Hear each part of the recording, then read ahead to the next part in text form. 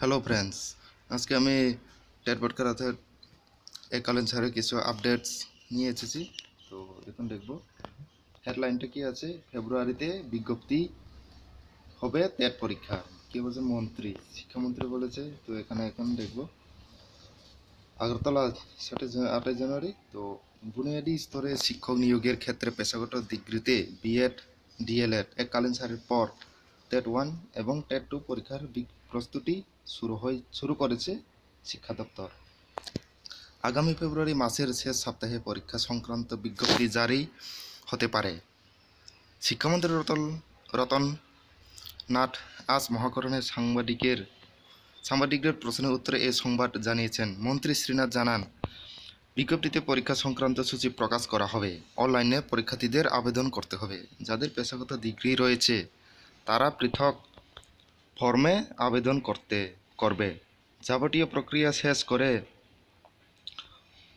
October November মাসে পরীক্ষা গ্রহণ করা হতে পারে। অনলাইন আবেদনপত্র জমা দেওয়ার সময় শেষ হবার পর জানা যাবে পরীক্ষার্থীর প্রকৃত সংখ্যা। শিক্ষার্থীদের সংখ্যা যদি বেশি হয় তখন একাধিক দিনে পরীক্ষা গ্রহণ করা হবে। প্রশ্নোত্তরে মন্ত্রী জানিয়েছেন 60% কাট অফ মার্কস পেয়ে যারা উত্তীর্ণ হবে প্রাপ্ত নম্বরের ভিত্তিতে তাদের নামের তালিকা প্রস্তুত করা হবে। তারপর কি আছে, চাকরি প্রদানের ক্ষেত্রে যাদের পেশাগত ডিগ্রি রয়েছে তাদের অগ্রাধিকার দেওয়া হবে। যাদের পেশাগত ডিগ্রি নেই তাদের শূন্য পদের ভিত্তিতে ট্রেনিং টিচার হিসাবে নিয়োগ করা হবে। 2 বছরের মধ্যে তাদের পেশাগত ডিগ্রি অর্জন করতে হবে, তখন তাদের পদের নাম শিক্ষক হবে। তারপর আছে, প্রাথমিক তথ্য অনুযায়ী শিক্ষা দপ্তরের বুনিয়াদী স্তরে শূন্য পদের সংখ্যা প্রায় 6,000। তালিকাভুক্ত উত্তীর্ণ যারা চাকরি পাবে না তারা অপেক্ষমান তালিকায় থাকবে। পরবর্তী সময়ে নিয়োগের সময় তারা বিবেচিত হবে। তার মানে এখানে কি, যদি কাট অফ মার্কের মধ্যে পড়ে তাহলে পরীক্ষা না দিলেও চলবে, বুঝতে পারে। তারা নেক্সট যখন টেট নিবে তখন তাকে সিলেকশন বলে ঘোষণা করে দেওয়া হবে। তারপর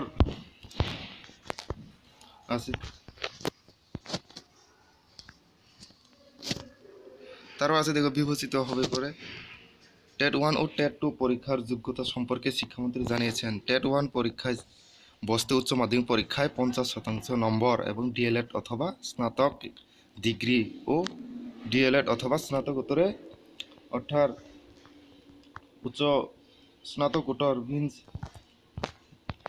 মাস্টার ডিগ্রিতে 50% নম্বর ও বিএড ডিগ্রি লাগবে যারা আছে তাদের। আর তারপর আছে টেট 2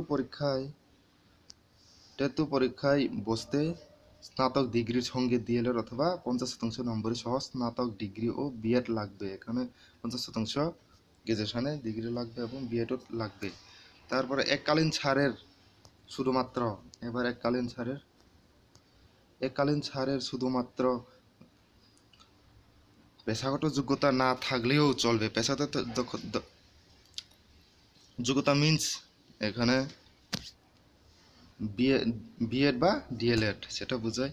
তারপর অপর এক প্রশ্নের উত্তরে শিক্ষামন্ত্রী অর্থাৎ রতনলাল নাথ শিক্ষামন্ত্রী জানিয়েছেন, সুপ্রিম কোর্টের 10,323 জন শিক্ষকদের নিয়োগের ক্ষেত্রে যে সব সুবিধা প্রদানের নির্দেশ দিয়েছে রাজ্য সরকার, প্রতিটি সুবিধা প্রদান করবে টেট 1 ও টেট 2 মাধ্যমে শিক্ষকের নিয়োগের ক্ষেত্রে। তারপর আছে শিক্ষামন্ত্রী শ্রীনাথ পরীক্ষার্থীদের প্রতি। তারপর 9 পৃষ্ঠা আছে, এখানে আছে আহ্বান জানিয়েছেন রাজ্য সরকারের আবেদনের ভিত্তিতে কেন্দ্রীয় সরকার যে এককালীন ছাড়ের সুযোগ দিয়েছে সেই সুবিধা গ্রহণ করতে। প্রসঙ্গত, কেন্দ্রীয় সরকার এই ছাড়ের সুবিধা প্রদান করায় রাজ্যের বেকারদের মধ্যে উৎসাহ সৃষ্টি হয়েছে।